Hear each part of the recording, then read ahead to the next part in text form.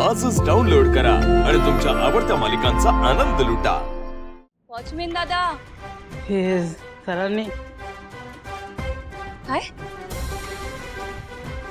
Madam ते सरांनी हो सरांनी जयंत काय म्हणताय ते?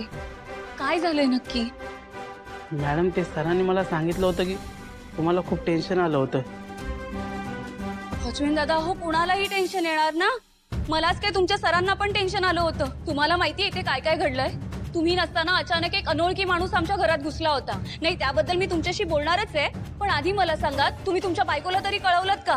त्या सुद्धा शोधत होत्या तुम्हाला? नाही, कठीण आहे दादा। हो असं काय करता? निदान आपल्या माणसाला तरी सांगायचं। थांबा, मीच करते कॉल। जानू काय करतेस तू? तरी तू काय करतोय? फोन वाजत होता, त्यांच्या बायकोला फोन करत होते मी। जानू तो त्याच्या बायकोला स्वतः इन्फॉर्म करेल ना, ते टेन्शन तू कशाला घेतेस? सांगशील ना तिला? हो सांगेल।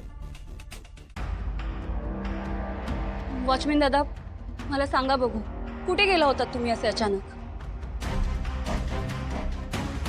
मॅडम ते एका अर्जंट कामासाठी गेलो होतो। अहो एवढं कसलं अर्जंट काम होतं तुमचं की तुम्हाला ड्युटी अर्धवट सोडून जावं लागलं, तेही आम्हाला न सांगता? मॅडम ते जरा मोठ्या पगाराची नोकरी मिळाली ना, म्हणून गेलो होतो।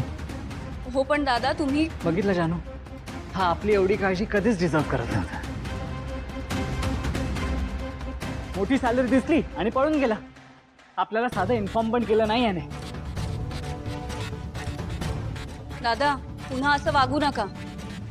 बरं तुम्ही बसा, मी चहा नाही नाही चहा नको। तुम्ही जा आधी, तुमच्या घरी जा। तुमची बायको केव्हापासून शोधतेय तुम्हाला, जा बघू। थांबा, कुठं जायची गरज नाही, मी आले ना आता। हो काय झालं? कुठे आहात तुम्ही? मी हे सगळं प्रकरण आता हाताबाहेर चाललेलं आहे। मी संपतरावांना जाऊन सांगणार आहे, हे आम्हाला चालणार नाही, आमच्या मुलीचं लग्न असं झालेलं आम्हाला मंजूर नाही। अहो पण ते अधिराज आहेत ना, ते म्हणत होते की एक मुलगा निवडलाय, त्यांनी ठरवलंय, म्हणजे पुढच्या गोष्टी बोलणार आहेत आता। काय? हो। अरे मुलगा ठरवलाय म्हणजे काय? हे कोण आहेत मुलगा ठरवणार आहे? त्यांना म्हणा भावनाचा बाप आहे इथे, माझ्या आणि माझ्या मुलीच्या परवानगीशिवाय तिचं लग्न कोणीही लावू देऊ शकत नाही। सगळं गोंधळच आहे हो। ते अधिराज म्हणत होते कोणीतरी कबड्डी खेळाडू आहे आणि काय प्रताप असं काहीतरी नाव म्हणत होते। कबड्डी खेळाडू? पण असं कोणीही हो जरा थांबा, मगाशी बाहेर तुम्हीच नाव नोंदवून घेत होतात ना, बरोबर ना? हो हो।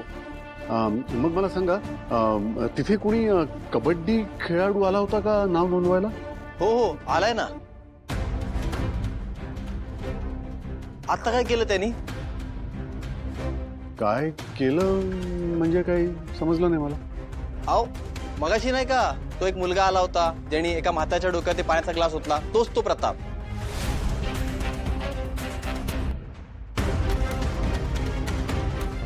अरे हे अरे आलाय तेव्हापासून काय ना काय प्रतापच करतोय, आणि रजिस्ट्रेशन करताना तर माझी गचांडी धरली होती त्यांनी। अरे बापरे। अहो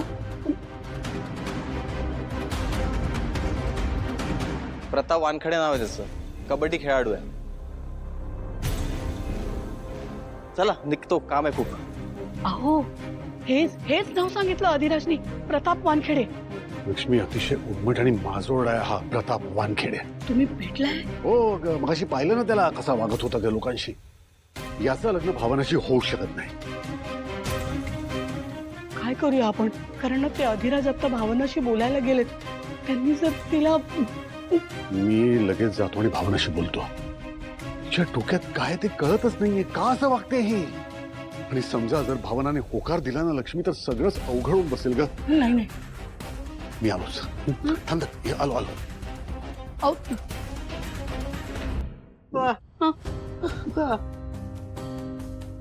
काय कळत नाही रे मला। सगळा गोंधळ भावना आहे ना, तिच्यासाठी या लोकांनी मुलगा शोधला म्हणे, पण हे म्हणतायत की तो मुलगा चांगला नाहीये. मला काही कळत नाही रे, भावनाच्या बाबतीत असं का होतंय रे? एक चांगला मुलगा नसावा तिच्या नशिबी. स्वामीजी तर म्हणाले की इथेच सापडणार आहे मुलगा, पण मग जर प्रताप नाही तर मग दुसरं कोण?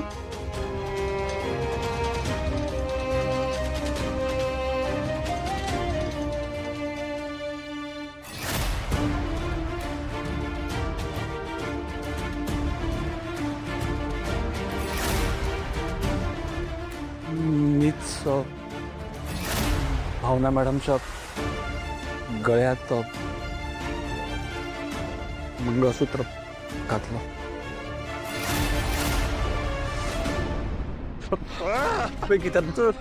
गीता मला खरंच माफ कर. माझा खरंच भावना मॅडमवर मनापासून प्रेम आहे. आनंदी सकट स्वीकारायला सुद्धा तयार आहे. मला फक्त थोडा वेळ दे, थोडा वेळ.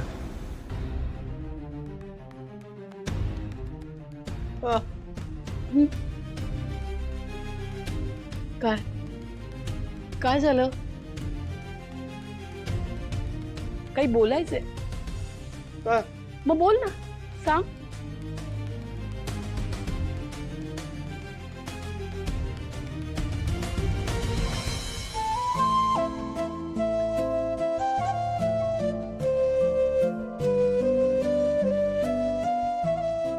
ऍक्च्युली भावनाताईच्या होणाऱ्या नवऱ्याचा ऍक्सिडेंट झालाय.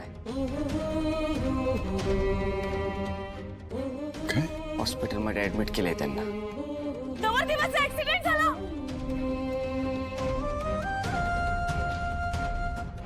काय?